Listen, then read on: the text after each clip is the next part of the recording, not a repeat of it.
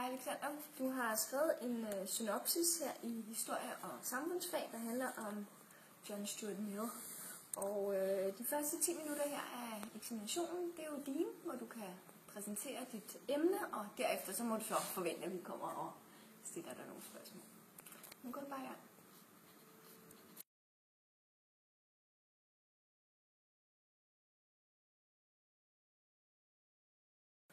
Ja, jeg har altså skrevet en synopsis om John Stuart Mill, og det var sådan, at den økonomiske udvikling i slutningen af 1800-tallet og i starten af 1900-tallet, den skabte i manges øjne ikke et velfungerende samfund, og den efterlod så store klasseskel, økonomiske kriser samt nationale og internationale konflikter. Det var i den virkelighed, at John Stuart Mill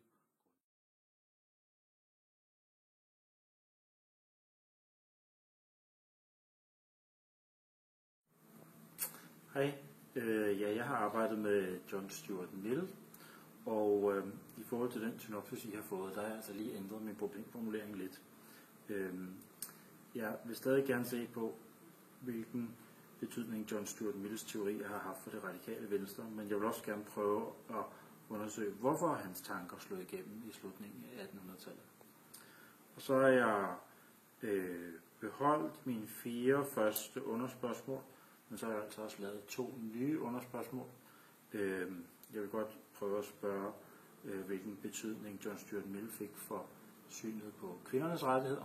Og så har jeg lavet en ny 6'er, der hedder, hvorfor slog hans tanker igennem lige præcis i slutningen af 1800-tallet.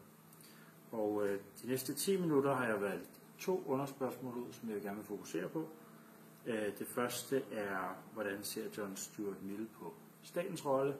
Og det andet underspørgsmål, jeg gerne vil bruge de her 10 minutter på, det er, hvordan prægede John Stuart Mills tanker dannelsen af det radikale venstre og deres idéer. Så jeg vil gerne arbejde lidt med deres partiprogram fra 1905, men jeg vil også godt inddrage nogle flere partiprogrammer senere. Det sidste underspørgsmål, hvorfor slå tankerne igennem der i slutningen af 1800-tallet, det tænker vi måske kunne snakke om i samtalen bagefter.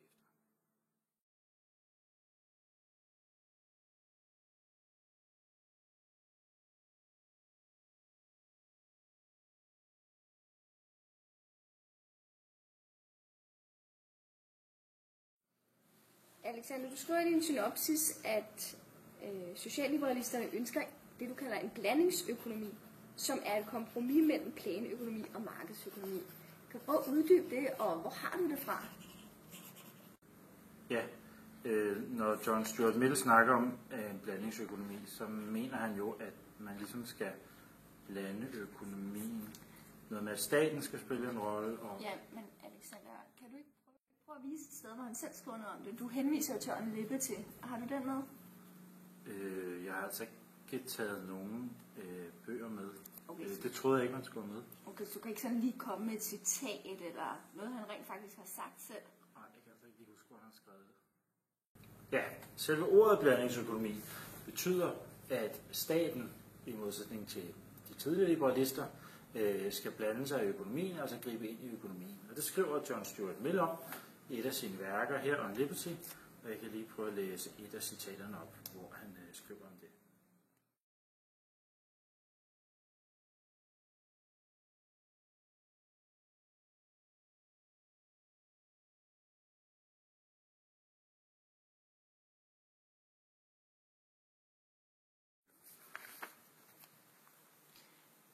Kan du prøve at sige noget mere om det med statssynet hos Stuart Mill?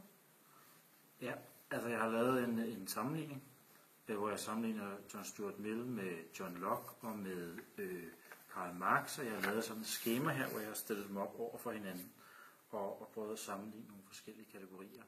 Og jeg kan måske godt lige prøve at nævne nogle af de væsentligste forskelle.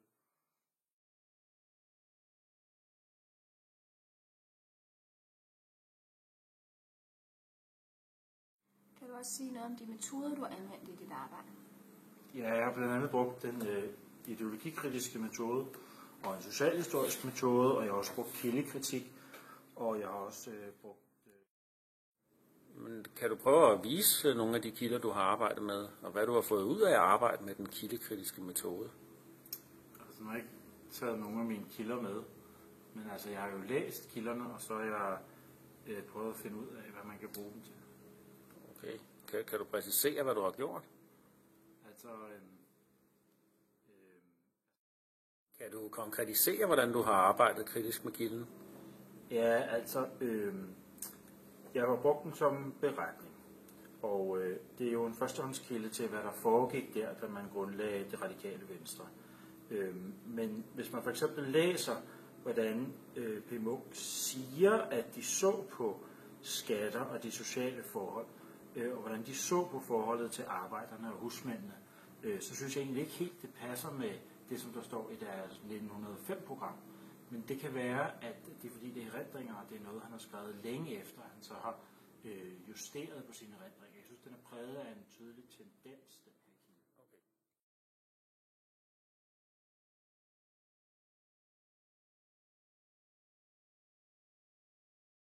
Du skriver, at John Stuart Mill er meget inspireret af utilitarisme. Kan du fortælle det her? Hvor står det henne? Ja, det står her øverst på side 2. Utilitarisme. Jeg skal lige finde det. Nej, jeg tror ikke, jeg helt siger. Det er noget, jeg har læst på nettet. Jeg ved ikke lige, hvor.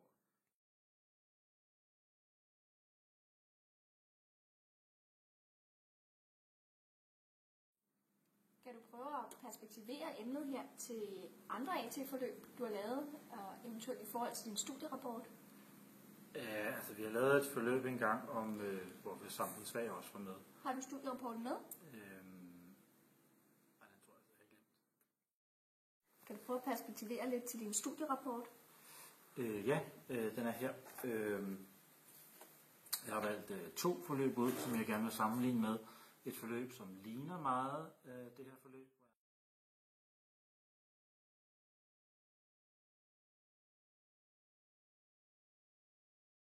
Har du arbejdet videre med din undersøgelse, siden du afleverede synopsen, og hvad synes du selv var styrker og svagheder ved din undersøgelse? Altså, jeg har ikke læst så meget, siden jeg lavede synopsen. Og altså, jeg selvfølgelig lige læst den, inden jeg skulle til eksamen. Og styrker og svagheder. Jeg tror nok, at altså, jeg har jo undersøgt det her. Det synes jeg er ret godt. Måske skulle jeg have læst nogle flere bøger.